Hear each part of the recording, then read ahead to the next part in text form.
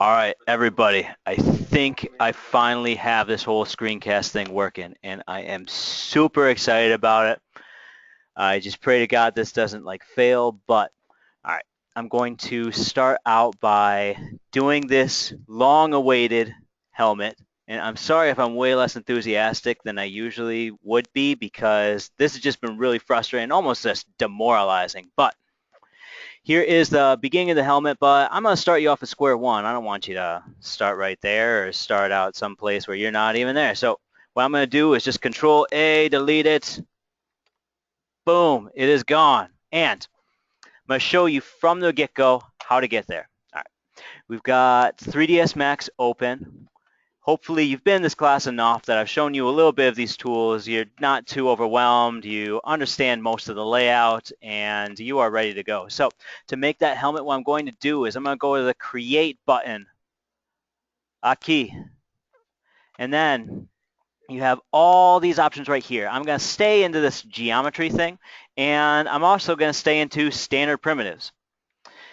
And you notice all these buttons here, you can make a teapot, a torus. You don't know what a torus is? I'm going to show you real quick. Yeah, kind of neat.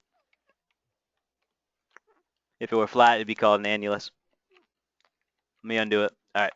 But what I want you to specifically do is make a box right here.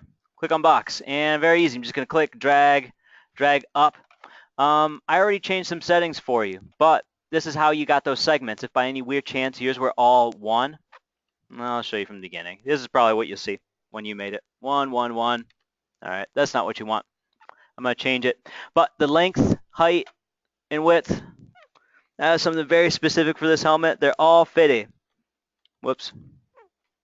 50, 50, 50, boom.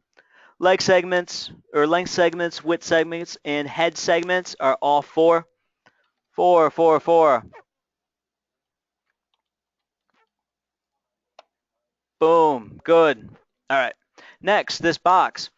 I'm going to change it into a sphere. Now, I know you're probably saying, hey, Mr. Vissi, why don't we start with the sphere or the geosphere? Well, it's because it's a little easier to manipulate an object if you start with a box. You've got way more options. If you start with a sphere, it's harder to manipulate, harder to change. So I start with the box, and I'm going to spherify it. To do that, I want to manipulate and change this object. I'm going to go over to this button right here. That's my modify button. Boom. Now there's a modifier list. Going to drop down. That box should be selected, which is great. I'm going to scroll all the way down to a button called Spherify. Scroll, scroll.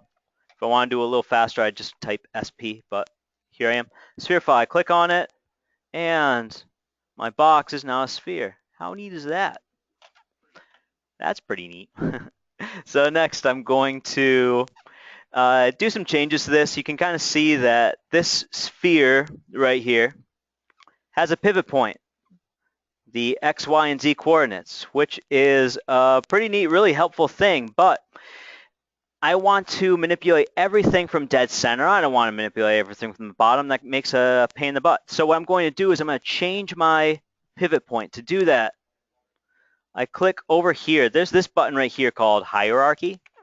I click on it, and I put that pivot point in the middle. I'm going to click on Effect Pivot Only, and I'm going to click for alignment center to object. Boom. Now I can do way better adjusting with it. It's just easier to control. And I don't want to move that pivot anymore, so I'm going to unclick Effect Pivot Only, and I'm good. Now I want to move that box, that sphere.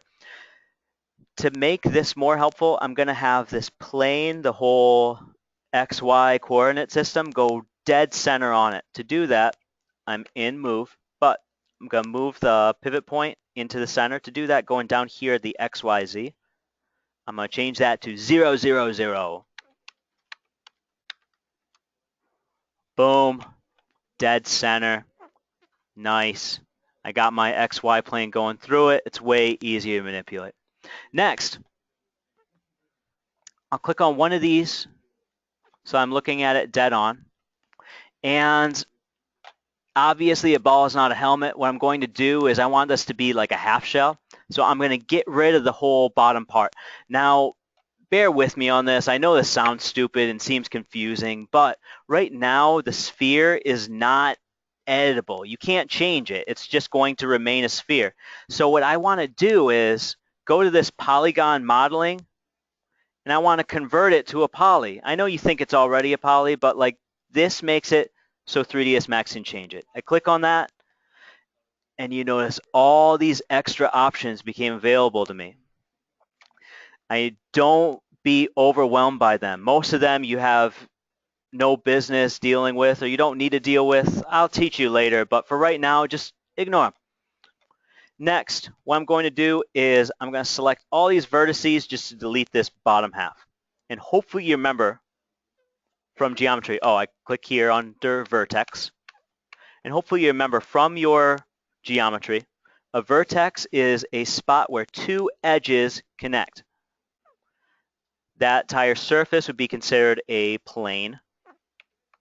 They call it a polygon, but vertex is just those points right there. I'm going to select all of the bottom, so I'm going to click and drag, highlight, and then to get rid of it, just press delete.